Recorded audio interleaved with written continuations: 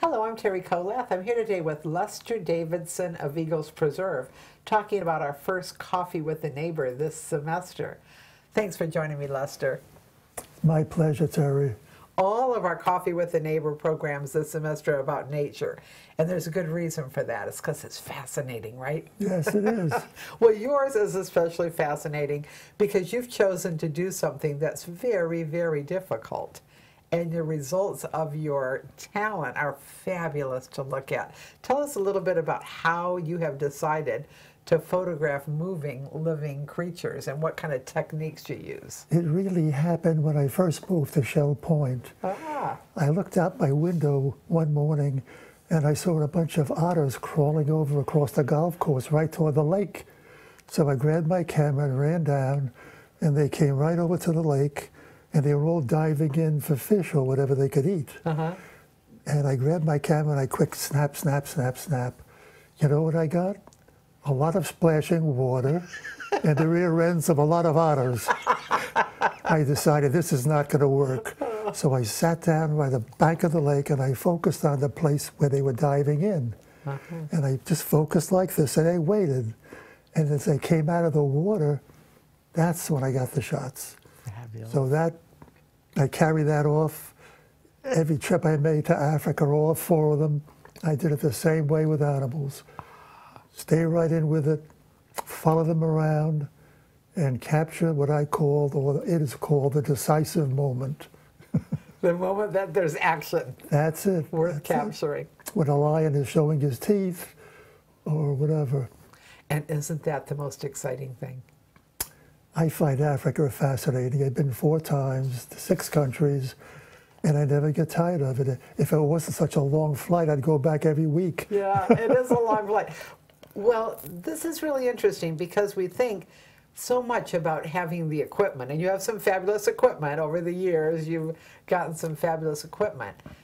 But that's just a part of it. There's also the talent, and as you're talking about it, the patience.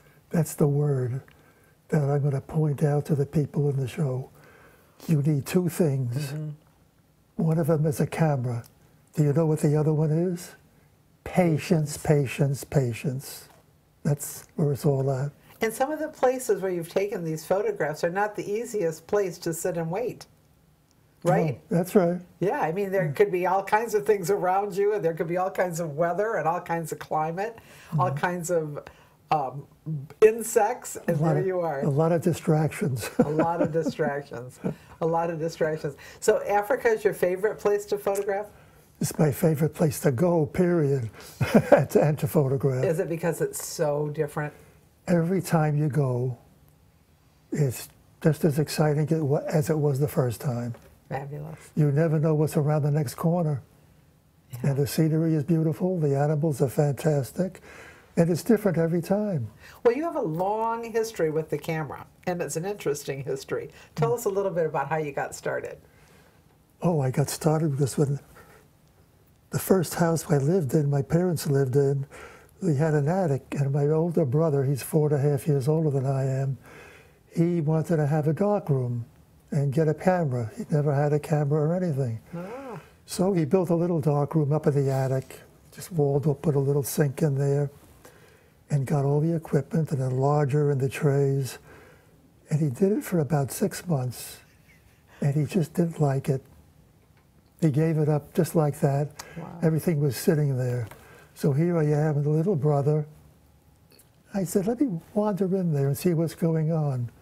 He had some negatives hanging up, and all the chemicals were there. So I poured them in, and I put some pictures of the developer, and I watched them come out. I was fascinated. You'll never forget that first time a picture comes out of the liquid. That captured me. Yeah. That was all it took. And I've been doing it ever since. I've had dark rooms. Every time we moved, I brought equipment so I could work in the dark room. Did you think that you would lose that excitement of watching that image come up to you when everything went digital? I still miss it to a point. But when digital came out and Photoshop came out, because I do a lot of multiple images, photo montages, And when I learned to do it, my teacher, Jerry Uelsman, does it all in the darkroom. Now, can you imagine having a photograph and adding things to it in the darkroom? In the darkroom? Well, he was a master of the darkroom. He taught me how to do it. It was too difficult, too lengthy. And then Photoshop came out. When first time I saw Photoshop, I said, oh my gosh, it blew my mind. A friend of mine had just gotten it, and he took the picture and he moved over something and put it right in, put this in, put that in. I said, this is it. A whole different kind of creativity. And I didn't even have a computer at the time. This goes back a long way. So I called up the Apple dealer.